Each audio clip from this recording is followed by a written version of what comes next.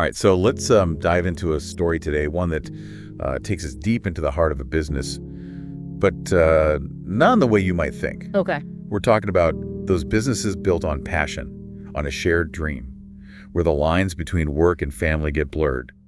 Ever been a part of a team like that? Yeah. Intense, rewarding, but maybe with a ticking time bomb hidden beneath the surface. That's where we're headed today. What's fascinating about this story, and others like it, I think, is how easily that initial excitement, that incredible high of chasing a dream, can mask underlying issues. You're working crazy hours, fueled by adrenaline and the sheer willpower to succeed. And it's in those moments, when stress becomes the norm, that addiction can quietly take root. Like a weed pushing up through the cracks in the foundation, even when everything looks picture perfect from the outside. Exactly. And think about it. You're working alongside these people day in and day out, celebrating wins, navigating setbacks. It's natural to form strong bonds.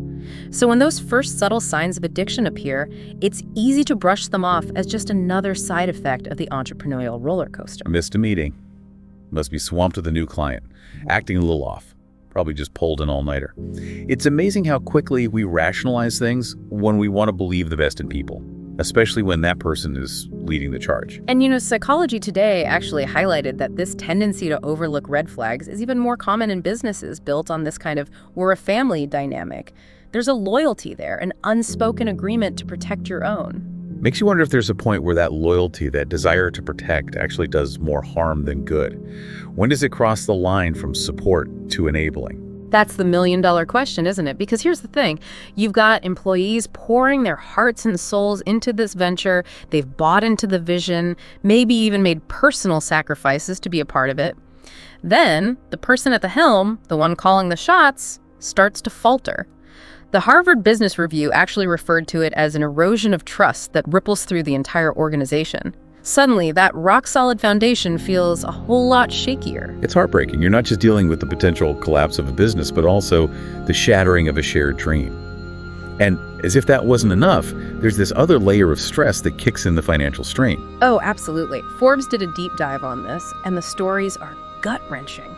We're talking missed paychecks, dwindling savings accounts, families struggling to put food on the table. The business might be on the brink, but it's the individuals, the people on the ground floor, who feel the impact most acutely. And it's not just the financial instability, right? I mean, the American Psychological Association, they found that families of those struggling with addiction, they often face intense pressure to pick up the slack, both emotionally and practically. They become caretakers, not just for the individual, but for the crumbling business as well. It's like they're caught in this impossible web, trying to hold everything together while the ground is literally shifting beneath their feet. Yeah. And, it's easy for someone on the outside looking in to say, just walk away, cut ties, protect yourself. Yeah. But it's rarely that simple, is it? Not at all. The Mayo Clinic really emphasized this, saying that understanding the science of addiction is key to understanding why those impacted don't just walk away. Addiction isn't a moral failing. It's a disease that rewires the brain's reward system. Okay, so let's talk about that for a sec, because I think the why behind addiction is often misunderstood. We hear the phrase rewiring of the brain. What does that actually mean for someone trapped in that cycle? It's like this. Imagine your brain develops this shortcut, this superhighway that leads straight to a feeling of a reward, of relief, of escape. And that pathway, it's paved with whatever the substance or behavior of choice is. The more you travel that road, the more ingrained it becomes, to the point where it overrides logic, willpower, even love. So it's not that they don't want to stop or that they don't care about the people they're hurting. It's that their brain is literally hijacked by this craving, by this need to chase that feeling, even if it comes at a devastating cost. That's the heartbreaking reality of it, and that's why simply telling someone to stop or get help rarely works. The American Addiction Centers, they explained it brilliantly, saying it's like asking someone with a broken leg to just run a marathon. Until that underlying condition is addressed, until they have the tools and support to heal, they're stuck in a cycle they can't simply will themselves out of. That's a powerful analogy. It really drives home the point that compassion, genuine understanding, is crucial here. But compassion doesn't mean becoming a martyr to the situation. There's a line, right? A point where you have to prioritize your own well-being, even if it means making tough choices. Absolutely. And that's where setting boundaries comes in. This is something Harvard University researchers, they emphasized as being crucial, especially for family members and close colleagues. Remember, you can't pour from an empty cup. It is a tough balancing act, though, isn't it? Yeah. Wanting to be supportive, understanding, Right. but also really needing to protect yourself from the fallout. It feels like navigating a minefield of emotions and practical realities. It is, and honestly, there's no one-size-fits-all answer to this challenge. But I will say this. Recognizing that you have a right to set boundaries, both for your own emotional well-being and your financial security, that's a huge step. And maybe, just maybe, recognizing those boundaries and holding firm to them, that could be the wake-up call someone needs to actually seek help for themselves. It's not about abandoning them, but it's about creating a space where their own consequences can play out without completely derailing the lives of everyone around them. Exactly. And it's in those moments when the rose-colored glasses come off and reality sets in, that's when that possibility of recovery can emerge. Now, it's crucial to remember that recovery, it isn't linear. There will be ups and downs, setbacks, moments of doubt.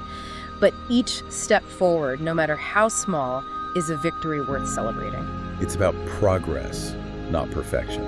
And sometimes, even with the best intentions and the strongest support system, the business itself becomes collateral damage. That's right. And grieving that loss, acknowledging the pain of what could have been, that's a vital part of the process. It's like closing a chapter, honoring the dream, but also accepting that sometimes letting go is the healthiest thing that you can do. So, where do we go from here?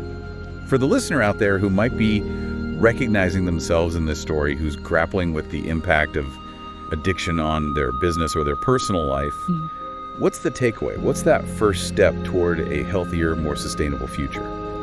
You know, sometimes the hardest part is simply admitting that there's a problem. But once you clear that hurdle, there are resources out there. People who understand the complexities of addiction and can offer guidance and support. The National Institute on Drug Abuse, for example, they have a wealth of information on their website, from understanding the science of addiction to finding local treatment centers and support groups. Knowledge is power, right? The more we understand about addiction, both as a disease and as a societal issue, the better equipped we are to navigate its impact on our lives and our businesses. And don't forget, whether it's Sasha stitching together style tips or Dylan breaking down